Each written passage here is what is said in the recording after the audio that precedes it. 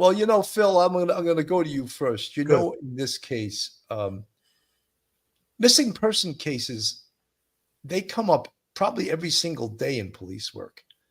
And if police didn't have certain guidelines in taking a missing person report, they would do almost nothing else but.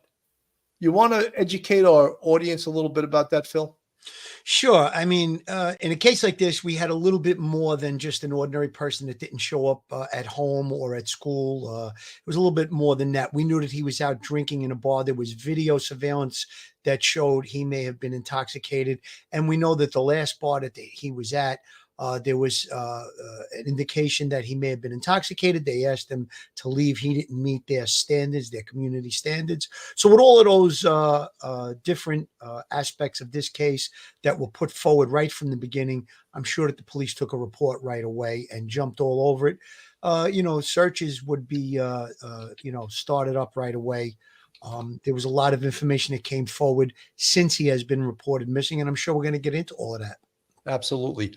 Mike, one of the things that we find out from the bar, and the bar he was in is called Luke's 32 Bridge. It's owned by a famous country western singer.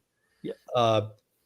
They recorded that they only served him one alcoholic drink and 2 waters. That was according to his bill. Right. But he was at a level of intoxication that one drink does not make you. So there's 2 things that could have happened. A, that wasn't their first stop of the night. Mm-hmm. Maybe they started drinking in their hotel room, or perhaps he took some kind of drug and it sped up his intoxication and made him, basically a victim, a walking victim. Yeah, walking victim. And the bar, they asked him to leave. So he must have been exhibiting some type of behavior inside the bar that it came to the attention of the bartenders, who called the club security, the bouncers, and they escorted him peacefully out of the bar. Yeah. And one of his fraternity brothers walked him out the door and then went back in the bar. So, and I'm not blaming, look, we've all been there, we've all drank, and we've all went to college. Mm-hmm. But, hopefully, kids got to look out for each other. That's my only point. Your thoughts, Mike?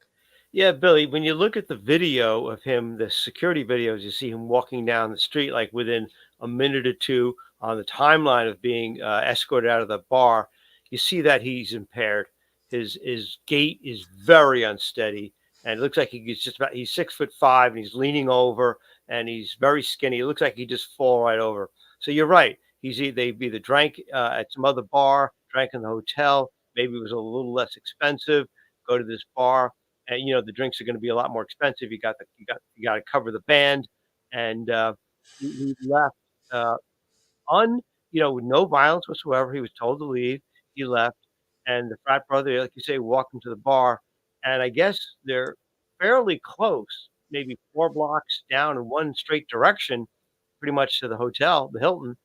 And he went like in the opposite direction, which I guess nobody ever thought that would happen. But it's sad because he actually, as you say, when you're that level of intoxication out in public and you're stumbling and you can't even really have a steady gait, your balance is off, it's dark, it's a quiet street. I don't care where you are, anywhere in America, you have that word victim on top, right across your forehead. And if anybody has any sort of ill will towards you, you're very vulnerable to attack.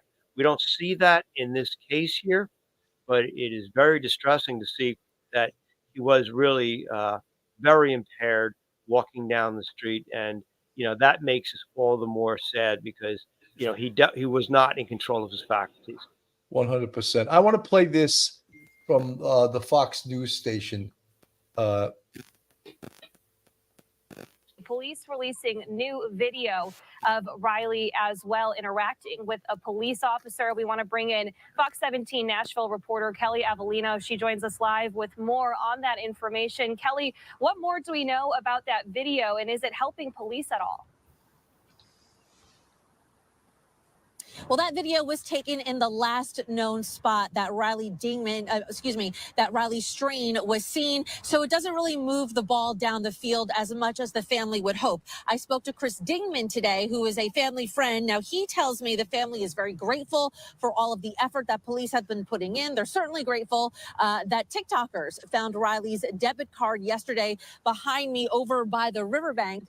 I can tell you, though, there are some questions at this point. The family is rather perplexed that it took 2 days for a detective to be assigned to this case in the first place. They also are perplexed as to why it is not being considered a criminal investigation at this point. A day after a stunning discovery by 2 young women on TikTok. And my stomach dropped. Riley's bank card found on a riverbank near where he was. I just want to stop right there. This really concerns me a great deal, because not only is it on the top, it's not on the top of the riverbank, but it's all the way down by the water, Right. which indicates that he was down there. He was down by the water, and to me, that's very scary. If I was his parent, if I was anyone that loved Riley, this would be very concerning to me. And if we look again, let me go back a little bit and just show about the point that they found it. It's just pretty scary. Riley's bank card found on a riverbank near where he was last seen is now being analyzed for fingerprints. How many people have looked at that particular scene and been on it, and it took those specific young ladies to find that card? But Chris Dingman, a family friend working daily with Riley's parents on any leads, tells Fox 17 News there are concerns over how Metro Police are handling the search. We sent police a list of questions, including why just today this officer body cam video. How you doing, sir? I'm good. How are you? Good. Showing Riley in his last known location by the James Robertson Parkway Bridge and the river was released 9 days after it was captured.